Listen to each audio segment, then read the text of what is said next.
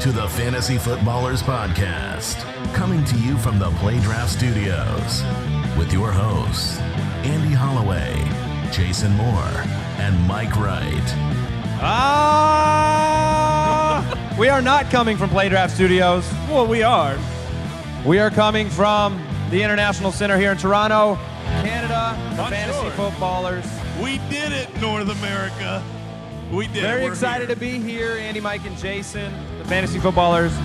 Great show today. We got rising stars on the show. We've got sleepers. We've got values. We've got some news. Everybody wants to know what's going on with the breaking injury news. So wait, hold on. Did something happen? You can't use the word breaking and injury. That's offensive. Yeah, we landed.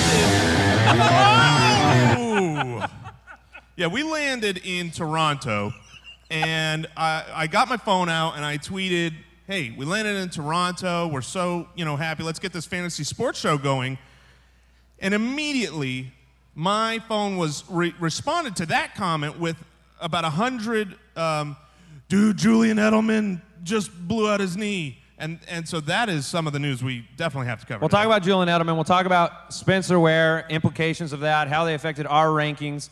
And we're each going to bring you a sleeper and a value pick of our own. Maybe disagree, maybe agree. We'll see what happens. If you want to follow the show, you can do it on Twitter at the FF Ballers. We're on iTunes, as Jason said. You can subscribe over there if you're on an Android device, Google Play. On the Fantasy Sports Network, we're on YouTube, so you can follow us wherever you listen, wherever you watch. We're going to kick this thing off with our Rising Stars. Raising Cane's Rising Stars of the Week. I got to say, before we jump in, we're live, so we have like an actual real sound system. I sound very good on those drops. You sound very good? I sound very good. You could just listen to yourself play guitar all night long. And bass. Yeah. So if you haven't heard this segment, the Raising Cane's Rising Stars, once a week we get on. Right now with the preseason games, we're taking a look at players that are maybe moving up our boards individually, players that you should be paying attention to. And we're each going to bring one up. And I'm just going to get mine out of the way. Yes, please. Because my player might as well be compared to a vegetable that you need to choke down to get to your dessert. But I'm telling you. Beets. I wouldn't eat beets, but I would alone draft here. Jonathan Stewart, okay? And I know I brought this up before, but Jonathan Stewart is my rising star. And how can such an old man be a rising star? He's a when the star burns out, right? It becomes more like a dwarf. He's a dwarf star. Is that right? That's fine because he's a dwarf running back. How are you not arguing with this that he's about to go supernova? Like, isn't that the end of the life of a star? I did set you up pretty nicely. Because he's not. Yeah, that's true. Why he's not going to go supernova. But when you are sitting there in the 9th round, and Mike wants to talk about drafting Jeremy Hill, and you look at Jamal Williams, and you have a starting running back who had 9 touchdowns last year, and running backs are hard to come by. I think you need to pay attention to Jonathan Stewart because everybody wants the flashy new star. And Christian McCaffrey's going to do work. He's going to do work in PPR leagues. He's going to do work in half-point leagues. But I still think you're going to see a baseline with Jonathan Stewart. And if you've gone wide receiver heavy early, if you've taken that early tight end, I'm telling you, you need to pick up Jonathan Stewart late in drafts. He's being disrespected, as maybe you think he deserves. But I think you need to pay attention to him in drafts because he's not sexy. You don't want him, but he's going to keep your team healthy, just like those vegetables. Sure. So who's your rising star? I'll jump in, but I've also noticed Jason's rising star, and with these combo. That's cheating. With this combo package here, we sound a lot like Miami from their off season. We sound like the media in Florida pumping them up. Yeah, nobody hyped players better than the beat writers in Miami. But we're going to do it anyway. To beat them. All right, my rising star of the week, Devontae Parker. We know that I've become infatuated with in love the targets from Smoke and Jay Cuddy, and then we saw even more proof of concept with Parker actually using athleticism, making an incredible adjustment in air, huge run. Didn't finish with a touchdown. That would have been a nice little cherry on top. That would have been an extra round in ADP. Yeah. So he held it up to keep the value. Probably, but still 2 for 78, and Jay Cutler loves him, and that's what matters in fantasy football. When a quarterback loves a wide receiver, and by all accounts, I've seen a couple Valentines. I've seen some flowers sent. Yeah. Signed cigarette. Right. That's all he put on No. there. And we know who it was. It was Jay Cuddy to D. Parker. We had a session earlier today. We were doing some AMA, asking fantasy questions. The question was posed, what's the actual ceiling for a guy like Devontae Parker compared to where you want to draft him? How are you making those adjustments now? We say, look, there are players you watch in the preseason, and that's what the preseason's for. It's the eye test. It's not the stat line necessarily. It's the eye test. Is it somebody that you see, and what is the real ceiling for a guy like Devontae Parker in that offense with Jay Cutler? Yeah, well, Jay Cutler is the big difference maker here. I mean, a lot of us thought Devontae Parker could reach out and have a great season prior to Jay Cutler. Reach out or breakout? Breakout. I mean, come on. This is me speaking. And when Jay Cutler came to town, the first reaction that we had was it's not good news for the dink and dunks of, Jarvis Landry. But if he ends up doing what Jay Cutler does, which is laser target one guy way too much, regardless of the coverage. That's your opinion. Sure, just my opinion. And throws the ball with a very strong arm very far down the field. That's the game that Devontae Parker will thrive in. So if we're what's talking the just ceiling? upside, what's the actual upside? I think the actual upside is it top 15? Absolutely. It's a wide receiver one without a doubt. Now, that's not to say Now, I'm you put projecting what if you him. put your money on where he finishes end of year? End of year. Right now. Right now, I would say he finishes the year as a very low-end wide receiver 2 or a very high-end wide receiver 3. But he'll have those weeks that are monstrous blow-up weeks. Now, the guy that I see as the rising star, the reason Mike was saying we're sounding like the Miami beat writers is because you picked a first-round pick as your rising star? Is that yeah, first round definitely. Pick? It's with the live show, way to put yourself out there, Jason. Big risk. He went on a limb. I went Jonathan Stewart in front of people. Yeah, well, here's the deal. Mine's good. My player's good, so you can draft him. It's Jay Ajayi, and here's the reality. Don't worry. You can draft him. No, but there is a lot of concern, even for me. I mean, the reason from me, there my was, rising and now there star. isn't, and therefore he's your rising star. Yes, thank you. I mean, Great. this is very simple. I mean, if you go back a couple weeks, you had concussion issues. He was out of practice. Aaron Rodgers. Look at the vibes for the Miami Dolphins. Have they been good lately? No, they have been horrendous. Do you mean like over the last 10 years? Sure, over the last 10 years or over the last, month and a half, everybody's been getting injured. The vibes have been bad, including Jay Ajayi. But here's what we saw this last week that really cemented it for me, that he is absolutely going to be great.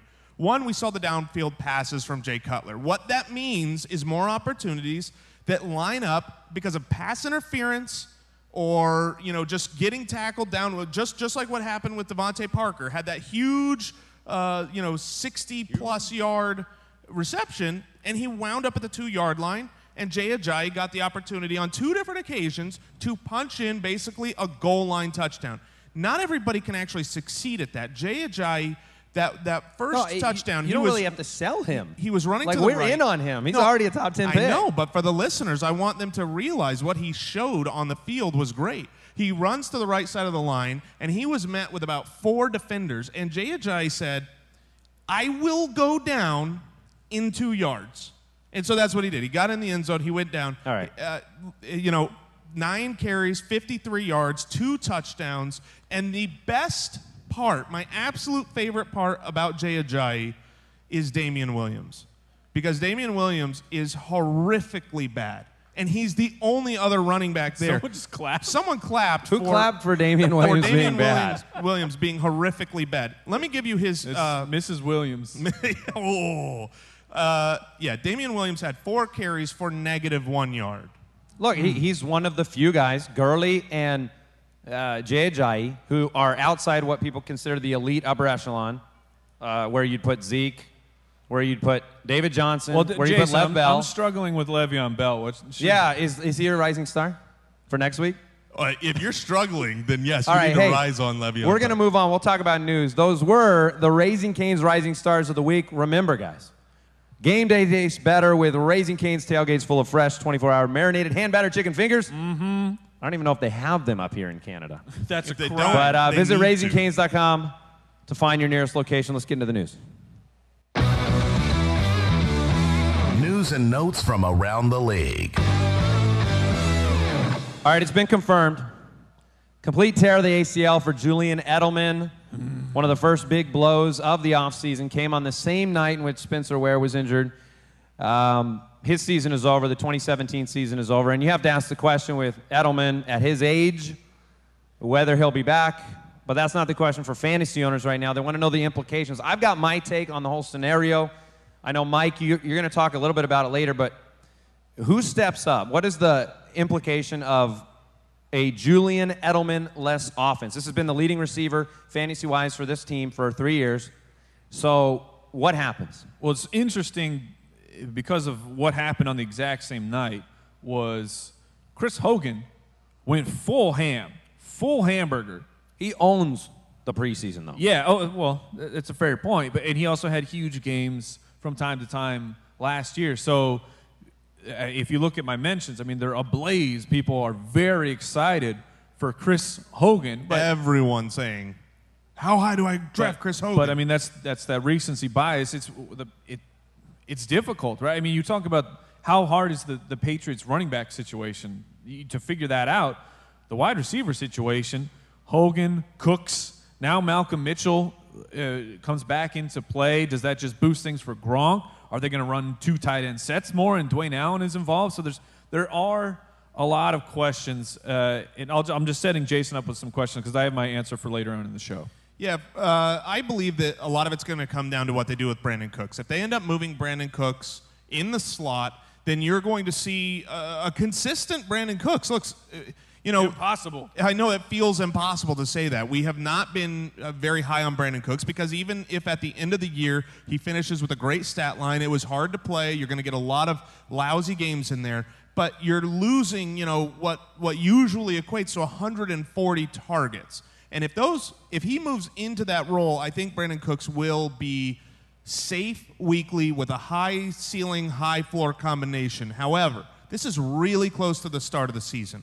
He was not practicing for that role, and we've seen, in Patriots past, they've got a next man up mentality. And if a guy goes down, it's not shift the pieces around and reorganize things. It's like, you're up. And that's kind of usually what they do. So, when I look at my rankings, I did not bump Brandon Cooks up drastically. I gave him a few more carries or a few more receptions. And, Hogan did move up a little bit. He's near the 50s now for me.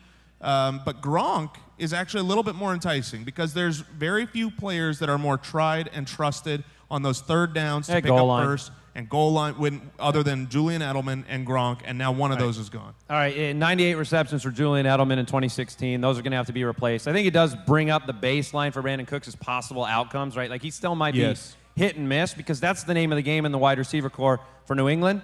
I've already said on the show I'm not really touching the backfield because I think it's going to be, what's been alluded to. There might not really be a depth chart. There's 4 running backs. There's Lewis and White, Gillislee, and Burkhead, and I'm probably taking the same approach. Like if your name's not Gronkowski, if it's not Brady, I'm probably going to just play a game with someone else. Like I just don't want to mess around with it because I don't even know if you guessed right what that really means when you lose, other than Brandon Cooks having a fairly decent baseline. So let's talk about Spencer Ware, carted off the field, right knee injury last night. Now it looked worse than what it's seeming to be.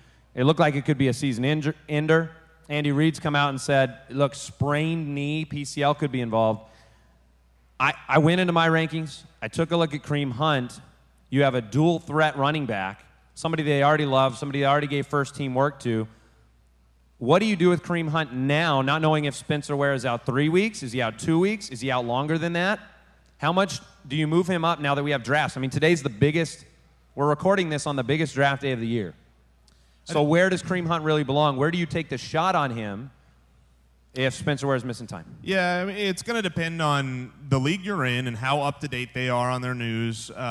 Usually when news is like this comes out, you can still get a guy a little bit later than you think when it's so close to draft day. I just took Kareem Hunt in the 5th round of a draft, and I would easily take him in the 5th round again because even if Ware only misses a few games, that means that the season starts with a really talented running back as a true workhorse who could take that role. Now, I already thought he was going to take the role. I don't expect the him injury to doesn't help. own the role the whole year. I think when Ware comes back, it'll be more of a split. But instead of being a split in Ware's favor, it will be a split in Hunt's favor. So I would be fine, maybe even in the 4th round, but because we don't have enough information on the specifics of Ware. Isaiah Crowell or Kareem Hunt? Mike. Ooh. Try to hide your dynasty excitement of the fact you have Kareem Hunt on your team already. I'm trying to be non-biased about it, and it's probably Hunt. Wow. So is that offensive potential versus total carries? So that means Hunt's never getting to me is what you're saying. Yeah, because if in that league Mike's got If you're going to take him in the 5th, you're not getting him. Well, I'm just saying I wouldn't let him pass me. Okay. I would be willing to take him in the 4th, but I don't think I can reach to the 3rd yet. As of right now, for me, it's a 4th round pick, and you have to follow the money. Here's just a look inside of what this show was supposed to be. The show was supposed to be a celebration of the sleeper of Kareem Hunt. Yeah, he was your original sleeper for the show. My guy, in which I got it really right. So, yeah, he nailed it. Predicting injuries. Excellent projection. But his college production is absolutely incredible. 41 receptions his final year. He profiles the way that Andy Reid wants a running back to be. And I think that if Ware misses 3 weeks, it's done.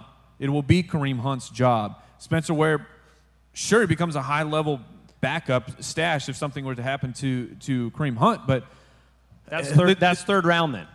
But here's the thing. The team already gave, in the draft, the team gave up a ton to move up for Patrick Mahomes. Teams don't necessarily like to give up their draft equity, even 7th-round picks. You've seen that in trades for players like, I'm not going to give up a late-round pick for that guy. They made a move, a big move.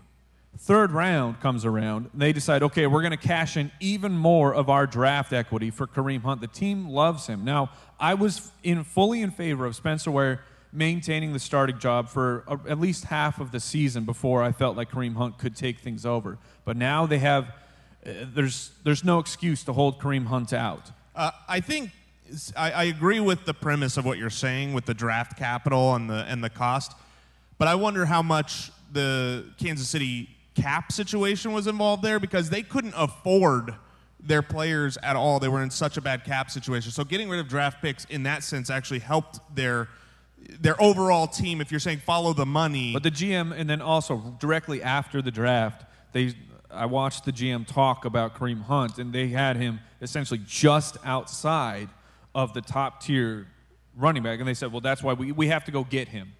When I thought Spencer Ware might miss the year, Kareem Hunt was my RB12 in half-point leagues. So that's how high the projection is if he had all of that work. Now, we don't know when Spencer Ware's getting back, so it's guesswork at this point. But a lot of people making their draft picks and need to make a decision on him. Let's talk about, I'm sure you're so excited about this. Last bit of news before we get into sleepers. Guys, big news. Blake Bortles has been named the starter. He did it. Yeah, and now I'm so proud of you, have we Blake. just worked ourselves back to the sad fatigue situation we had with Blake Bortles at the beginning of his journey? Are we just... No. Does he finish the year? Yes. As the starter? As a start. So Yes, he finishes the year as the starter. He plays 16 games, and he is better than most people think he will be. Does Allen Robinson get counseling? Allen Robinson is frustrated with all of the quarterbacks there. There is no great option That might be Blake the Bortles. saving grace for Blake Bortles. You're just not going to get any better. You know, we talked about this off air.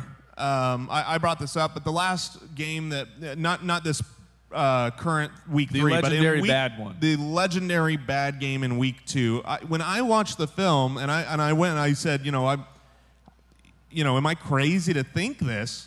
I don't think Blake Bortles played bad. He had one really horrific pass. He was not helped out by his wide receivers at all. Every first down, it was, a running play for -5. Was there any chance that they popped in like all of last year's game film when they were reviewing? Certainly. But see, it's not just one game. I think it's motivation. I mean, this is the Tom Coughlin, style of motivation where you say, Fair. it's your That might be right. All right. Where he ruins careers by benching people? All right, we're going to get into the sleepers. Before we do that, we want to thank the sponsor of today's show. Look, it's one of our favorite tools as fantasy football analysts. That's NFL Game Pass. If you're not in NFL Game Pass, if you're not using that, it's the most efficient way that you can review things. We're talking about passing the eye test. Well, they got condensed games over there on NFL Game Pass. You can, the day after the game, you can hop on there. You can watch a whole game squished down into 30 minutes. It's one of our favorite resources when we've got to get on the air the next day. Whatever your favorite game is, NFL Game Pass has got it. All the live market, out-of-market preseason games, full game replays. They've got everything, and they keep adding to it. They've got a great app that you can watch it on. Like I said, if it's NFL football and it happened, NFL Game Pass has got it. Best of all, you can get a free Game Pass trial. Sign up now at NFL.com/fantasyfootballers. That's NFL.com/fantasyfootballers. And we want to thank MeUndies, not just MyUndies, but MeUndies. They are soft and wonderful. They are worth checking out for sure because, you know, you want to look good in your underwear, and you want to be comfortable, You want right? to feel good. Yeah, well, MeUndies, they're made from sustainably sourced, naturally soft fabric that is 3 times softer than cotton. I can testify to that. And here, how about this? For the fellas, MeUndies diamond-seamed pouch cradles your family heirlooms. And this is a family show. Yeah, well, this is about your family's lineage. Cover your eyes, Jay Grizz. You know, it's going to give you the stuff and the support you need without feeling too tight. So, listen, just go to MeUndies.com/footballers to get 20% off, free shipping, and 100% satisfaction guarantee on the best, softest underwear you'll ever own. That's MeUndies.com/footballers. This is a limited time offer. So what are you waiting for? Start wearing the best underwear of your life. Go to MeUndies.com. We call them cloud undies, really. Yeah, /footballers right now. All right, let's talk sleepers. Sleepers. So you learned from the last time that there I was didn't a talk tail. over it. Good for you. Is there a point where you're going to just want the entire show to be the drops? There's yeah, just probably. there's no actual content in That's the just show. called the Rock Show. All right, I'm gonna let Mike kick this one off. We're each gonna name a sleeper. Really? Yeah, because yours kind of ties into the Okay. news. I didn't say I liked it. Just because you're starting, it just gets it out of the way. First is the best. All right. First Is that is a the saying? worst. I'm Yeah, going that- second. You didn't remember that from grade school? First, the I worst. did, but I said the rhyme in my head, and I wanted to update it and make it better, Oh, okay. and so That I makes felt sense. better about myself. Anyways, we've given tons of sleepers, you know, on this show. Kareem Hunt was supposed to be my sleeper. You know, Andy Dalton, Adam Thielen, and I wanted to bring up someone new who's just now emerged. That's Danny Amendola. Look, people are very excited. They're very excited for Chris Hogan. Chris Hogan does not play Julian Edelman's spot. People are excited for Brandon Cooks. Maybe they move him to Edelman's spot, maybe, but you're still paying up. Here's who you're paying nothing for right now in drafts. Danny Amendola. I'm definitely paying nothing for him. That's fine, but in 2015, we already have proof of concept for Danny Amendola. 2015, just 2 years ago, Edelman went down in week 9, and who was there?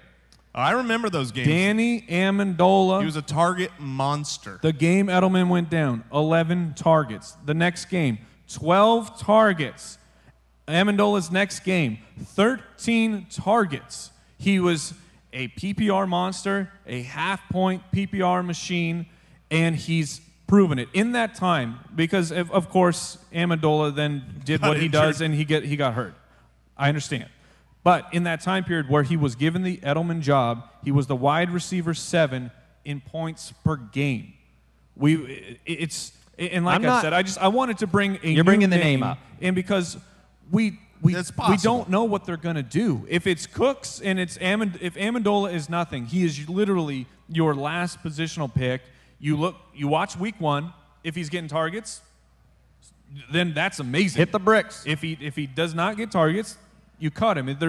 There's absolutely nothing that you have to invest, but everything to gain if Amendola actually goes inside. I will say that you bring up a good point because what I want to do when it comes to Amendola is I want to wait and see and then pick him up. But the reality is if he has that role, he will be one of the hottest waiver wire pickups, and I'm going to have to spend a lot of money on a guy who will play very well for a week or two before he gets injured. He's only going to play a few, but they're going to be real valuable. But my point is, I think that does lend a little bit of credence to the last bench spot role. And maybe we'll see something to clue us in the fourth game of the preseason. Yeah, not from Uncle Bill.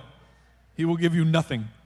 Even still, I think this is a situation where you might see, because they need that rep. They need that. I mean, if Amendola is stepping into that role, I think they will want him to play that role for at least the first drive or two of the fourth preseason game. That'll give you a little clue. We talked about this already. You know I'm not in on Danny Amendola. I'm not willing to jump into the DeLorean and go back to 2015 for 3 games of targets. So I'm not in on it, but you're bringing the name up. That's fine.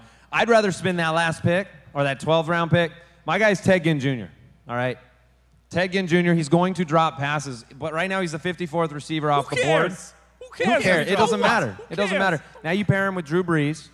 Look, over the last 3 years, no Drew Brees starting wide receiver has finished outside the top 34. He's the 54th wide receiver off the board.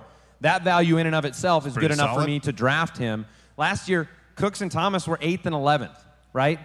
Cooks is gone. I'm not saying he's Brandon Cooks by any means, but Drew Brees has always been able to do this. He's been able to take players that had a very narrow niche talent, guys like Robert Meacham, and give them a 45 for 709. And make them millions of dollars. Make them millions of dollars. Exactly. And Ted Ginn, if he's proven nothing over his career, and what he showed with Cam Newton, is that he can run. He can run like the wind. You got the most accurate quarterback in football, and you just need a few of these Bradford plays. disagrees. So it doesn't matter if he's pigeonholed. Yeah, no, I mean, in preseason, you saw his speed. He has not lost the speed. I watched him fly wide open, get hit with a great strike, and then just drop that ball like... Who cares? He's setting up we're over this. fair expectations. All right, Jason, go ahead. Okay, I'll give you a sleeper pick. We interrupt this incredibly amazing podcast here with we had breaking news. This is the part of the show where Jason launches into an incredibly articulate, incredibly informed, amazing hot take of Cameron Meredith being a sleeper. Unfortunately, since the time of us recording the show, Cameron Meredith has torn his ACL, so we will spare you the contents of having to listen to Jason, and we will get you back to the better part of the podcast. All right, lots more sleepers on the website, ultimatedraftkit.com. Big list on there. Let's go ahead and talk some values. Values. One another time. All right, why don't you identify a value for the listeners? Okay, so the sleepers are later rounds. There's a lot of Jason going on right now. Yeah, well, I mean, look, we want to make the show great, right? We do want the grammar on point, though. So, Mike, why don't you take this? All right, I'll jump in here first. Andy mentioned this character at the beginning of the show, but he would rather have... Wait, are you going to explain what a value is? Yeah, that's what I was kicking to you. Goodness gracious. What a value was. You hop in had and a then fail? chance, and you ruined it. All right, listen, North America. I'm tagging you back in, Jay. I'm back in. Okay, so here's what a value is. A value is a guy that you're not saying is a breakout. This is not a guy that, oh, man, he's going to be a top 5, a top 10. But when you're constructing your roster, those first few rounds, a lot of times you have those super high upside guys, those wide receivers, running backs that have that talent. And you need to pair them in the middle rounds, in those middle to later rounds, with guys who will outperform the place that they are being drafted. That's what you're looking for. You say, okay, he's the running back 39 taken off the board, and I'm pretty confident he's going to finish as the running back 22. That's a huge value, and those type of players plug in the middle of your draft. They will make a huge difference for getting you to the playoffs and being able to make good start-sit decisions. These are the players you can play the ADP game with. Yes. That you know where they're going in drafts. You have a pulse on how the public feels about this player, and they may be unnecessarily down on them. Okay. Do you want to start, or do you want me to give you mine? I tag you back in, Mike. I'll jump in here. Andy talked about his rising star, the beats, the very earthy beats, Jonathan Stewart. And I want to bring up, yes, brace yourself, I want to bring up Jeremy Hill. Jason tried to plug his ears, but he heard me I heard anyway. nothing. And So here's, Jeremy Hill a value. yes, Jeremy Hill, a value being taken near double digits. Yeah, all that being said, I agree with you wholeheartedly. Oh, Yeah. well, then we are friends again. We've hooked arms. And here's the deal. So let's talk about a history lesson. This is what you have to do with the Bengals and Marvin Lewis. You go back a couple years ago. Gio Bernard is a fresh-eyed rookie looking sensational, second-round pick. And the whole world is screaming, free Gio Bernard. Meanwhile, BenJarvus Green-Ellis is just chugging along, carrying the ball 220 times at a 3.4 yard per carry clip. Yet they still continued to give him the ball. You go to the next year, they grab another fresh-eyed second-round draft pick, Jeremy Hill. And Gio Bernard is clearly, it's evident early that he is outmatched. He should not be an early down back for full-time work. He's massively underperforming. Jeremy Hill is not getting carries. Gio Bernard gets hurt. Jeremy Hill comes in, and in those 3 games, rushes 63 times for 361 yards. Absolutely dominant. It's his job, right? Well, no. He's still a rookie. When Gio Bernard comes back, there's a running back controversy. Eventually, Hill wins out after splitting some time. So my point is simply all these people who are ready to give Joe Mixon the starting job for the Cincinnati Bengals, taking him in the 3rd round, just be careful. Those people do not include Marvin Lewis, Yes, the head coach. And I'm not. If Joe Mixon is given the starting job and the full-time guy, he will absolutely be worth the 3rd round. But you can't confidently say that. Jeremy Hill has looked better than he has in years. You've during said this before preseason. on the show, this year you would take Dalvin Cook over Joe Mixon. That is correct, because I know that Dalvin Cook is going to be starting. I don't know that Joe Mixon is going to be starting. He has the talent to be a top-end running back 1. What does Hill offer you? He offers at you this value? Nearly double-digit touchdo's. I mean, what was it, 9, 10, 9, or around there? I mean, he's 29 in the last 3 years? Yeah, so he's been very effective as a goal line back. Marvin Lewis has shown, and I didn't even bring up Tyler Boyd, who couldn't get on the field last year. He has shown that he makes rookies earn it, despite it's the person in front of them being very inefficient. So even if Jeremy Hill's inefficient, we still don't know that Joe Mixon will take the job. You take the Pepto-Bismol, and then you draft Jeremy Hill. You have to do You take 2? What's the maximum dose you can allowable take dose? You can drink a whole Pepto. I've done this. I can prove it. Asking for a friend. All right, Jason, Andy. you want to do yours? You want Nope, mine? you're up. You haven't spoken a while. Is that good or bad? That's bad. I miss your tones of daddy. Look, I want you want the Dad voice. I need the dad. I'm going to go with Andrew Luck as a value, and I didn't think I'd be in the position to say Andrew Luck is a value, but I'm talking, look, his average draft position is plummeting. We're talking Splash Mountain levels. I mean, he is tumbling. Very nice. He is tumbling down. And I've heard from listeners on Twitter, I mean, he's falling to the 10th and 11th round. Right now, his ADP that I'm tracking puts him right around the 9th round. A buddy of mine, drafting today, just texted me and said, what would you say if I drafted Andrew Luck in the 10th round? There you go. I've seen 10th through 13th. Look, it's ridiculous. The world is afraid. The world is afraid of Andrew Luck, and I get it. Like, he's banged up. He's coming back. So, Cam Newton just had his first game on Thursday, coming back from a surgery, coming back from an injury. And the fear of the unknown is driving his stock price way, way down. But what I want to tell you is that you are not foolish to draft Andrew Luck. You are opportunistic, okay? And there is a difference. You don't just draft every injured player. But you do draft a player who 73% of the time last year was a top 12 quarterback, which was 2% less than Aaron Rodgers, second best in the league, who over the last 3 years, there's not been a better quarterback in terms of more top 12 fantasy performances, even better than Aaron Rodgers. You know what you get with Andrew Luck, and there's a lot of warts, right? You don't like the offensive line injuries, the offensive line play in general. You've got problems, and it's never stopped him from being the most consistent fantasy force over the last 3 years. And I'm not worried about it. Yeah, maybe he misses game 1. Maybe he misses game 2. He might want to. He takes Arizona on his first game back potentially.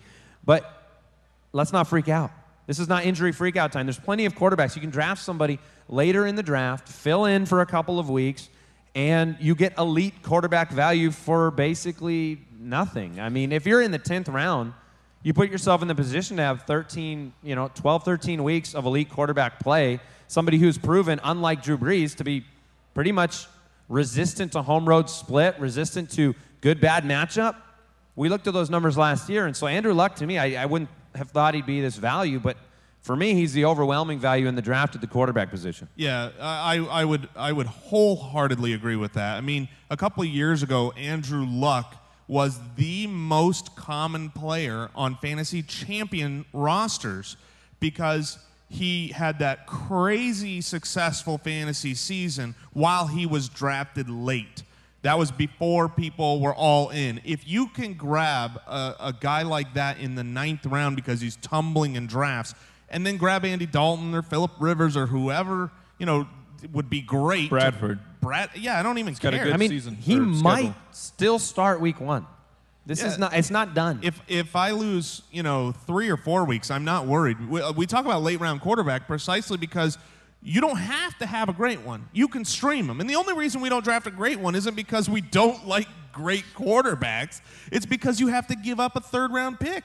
You have to give up a really valuable wide receiver or running back. If I don't have to give up a valuable wide receiver or running back in the 8th, 9th round, and I can get a great quarterback, sign me up. I could not agree anymore. Jason? All right, I'm going to play a game. Should we play the drop? Do we have the drop? I don't have the drop. You want to play a game? I'm sorry, Mitchell. All right. I do have the drop. Oh! I want to play a game. You got to give the people what they want. You better deliver now on All right. the game. Well, here's the game. The game is called Can I Interest You in This Player? I'm not going to say his name. What a game name. Are you going to prime time with this? Yes. Yeah. Can I interest you in this player? I stayed up late That's a last strong night brand. thinking about the brand. You should see the Did logo. you get the .com? Well, no, but the .net is, I hear, just as good. Okay, so if I say the name, I think you won't be excited. I think you're going to say, well, that doesn't sound like a good value. The guy's going around him, I would take over him, and that's fair. But I described what a value was earlier, and he is the definition of a value. So let me just say this. He is 30 years old at a wide receiver, which is absolutely fine. That's in your prime. He's a little bit older than A.J. Green at 29, and there are so many. Just in the last 10 years, if you look at the amount of players who have had great, we're talking like over 250 fantasy points at age 30. You've got the greats like Moss and Calvin, all the way to the Hushmanzadas and Welkers. There are plenty of guys getting it done with. We're talking top performances at age 30. I'm not looking for a top. Jordy? Jordy was injured. Jordy was 31 last year. Yeah. Yeah, so- he played last year and was He would have been a old. good No. reference. Oh, you're Sure, just going I'm with just 30. Saying, I was Okay, literally okay. saying the exact age 30 season. Jordy didn't play that season. But yeah, my point is 30 is not old for a wide receiver like you might feel like it is for a running back. So he's in his prime, okay? His situation has not changed, okay? All right. More clues for No this new game. Yeah, so see if you can figure out who it is. No new wide receivers have come to town to siphon off targets. No big changes that are going to impact him poorly. His offensive line has gotten a little bit better. Now, last year he was with a new quarterback, so now he gets the second year with that same quarterback. So he is in his prime. He has another year with the same quarterback in a better offensive line with continuity and congruity. Here's his finishes. I know I say things wrong. Let me live. Let me live. See? All right. Here's his last 3 years wide receiver finishes in half-point PPR. 3 years ago, he was the 5th wide receiver. 2 years ago, he was 20th. Last year, with the new wide receiver, he was 21st. New quarterback. Yeah, we're following along. Thank you. I'm glad you are. I'm not. He was the 21st wide receiver. Oh, I got a hand up. Shout it out. Who you think? Yeah. Emmanuel Sanders is right. I like how Jason roped in that Peyton Manning year. Yeah, well, I realize that. I mean, I could say forget the year where he was the 5th wide receiver, but the last 2 years with awful quarterback play, he's the Jonathan Stewart of the wide receiver position. He was the 20th wide receiver and the 21st wide receiver. He's actually a pretty darn consistent receiver. Who do you think of when you want consistency with target volume? It's Jarvis Landry, right? You know, the PPR machine. Here is the comparison of these guys over the last few years when it comes to Emmanuel Sanders versus Jarvis Landry. Okay, if you want to talk about finishing as a wide receiver 1 or 2, a top 24 on a weekly basis, Emmanuel Sanders is 3 percentage points ahead of Jarvis Landry, 42% to 39%. They're almost identical when it comes to busts, 38% and 39%. Here's the one difference that you're going to get between Emmanuel Sanders and Jarvis Landry is those wide receiver 1 finishes, the ability to actually dominate a game and have multiple touchdowns, because Jarvis Landry lives at 14%, whereas Emmanuel Sanders is at 34%. So some of that was skewed by Peyton Manning in this, but he has done this very similarly percentage-wise the last 2 years. I just think he is a great value because he is being drafted right now as the 34th wide receiver off the board. 707. In the 7th round. And if you look in the 7th round, right, you got Devontae Parker, right? Well, that's what I was going to ask you. We talked about him earlier. Isn't it team makeup, roster construction? Exactly. Emmanuel Sanders is a roster construction decision because right before him is Devontae Parker. I just said that that dude has the potential to be a top 12 guy. So if you need that on your roster, then you're going to take Devontae Parker. But I also said I have him as a low 2 or a high 3. Like, that's where I actually think Parker will land. I think Emmanuel Sanders, you know, if I'm just projecting probability, will have a better year. And very similar to the guy after him in Deshaun Jackson. Higher boom, you know, potential, but I predict Emmanuel Sanders ahead of him. So Andrew a great Luck, value. Emmanuel Sanders, Jeremy Hill, the values for tonight. Now, we're going to do one last segment here. And Brooks, Judge Giamatti himself, he's got some questions from the audience here, the listeners, and we're going to – are your pipes ready, Mike? Well, I'm going to need some help here. If so anyone's familiar with in. the show, please join in. All right. Don't be bashful. Let me hear it. Just clear your throat.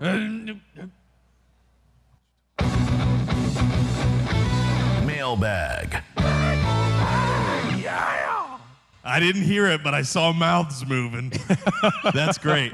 And that's what I would have done if I was in the audience. I would have just mouthed it. All right. Hey, we love helping you with your team. That's what the show is all about. It is about winning your league, enjoying yourself while you do it. If you have a question, you can always go to the website, thefantasyfootballers.com. You can click the Submit a Question button. You can also dial our voicemail hotline, 302-464-TFFB. As I said, Brooks has collected some questions, so I'm going to go through them right now. This first one comes in from Brittany. Brittany in Toronto. Toronto. That makes sense because that's Bonjour. where we are, and he collected them from people here. Bonjour. Bonjour. She said she inherited a team. How does she unload players when the best player that she has to trade is Blake Bortles? You did not inherit a team. The best You players? inherited a tragedy. Brittany, is this a dynasty league? No, okay, it's just a man. regular. Okay. You inherited. You don't need. Could have been worse. Could have been a dynasty. Okay. All right. To help, how you unload players, it depends on which platform you're using. Say ESPN or Yahoo. You look for the ad drop, and then you just start auto dropping guys, and you pick them up off of waivers. I mean, there's not much to say here other than go crazy, be bold. Target a guy that has a crazy upside. I tell you what I do. Yeah, you're the trade master. If I'm in those situations and I've inherited a really bad team, I'm looking to basically package deal for like 1 or 2 foundational players, and then I piece the rest of my team together through the waiver wire and some smart pickups. Yeah. Because if you can accumulate 1 or 2 kind of stalwarts instead of the like land of mediocrity that you're apparently plagued with, then that's what I would do. Definitely. I mean, package, a lot of times if you can, I mean, it's hard because when you lead with your best player being Blake Bortles, it's like, well, what he's are more you of a, you got to hide him. But if you can package 3 or even 4 people and say, you know, man, how can I turn this down if I can get these 4 players for my 1 and grab. You also remind them that Blake Bortles is starting week 1. That's right. Oh, if he has a good week, you go to town on the trade offers. Nobody's going No to one's gonna trade care. for Blake Bortles. All right. All right, this one's from Sean in, guess what? Toronto. Oh, bonjour. Bonjour. Fancy meeting you here.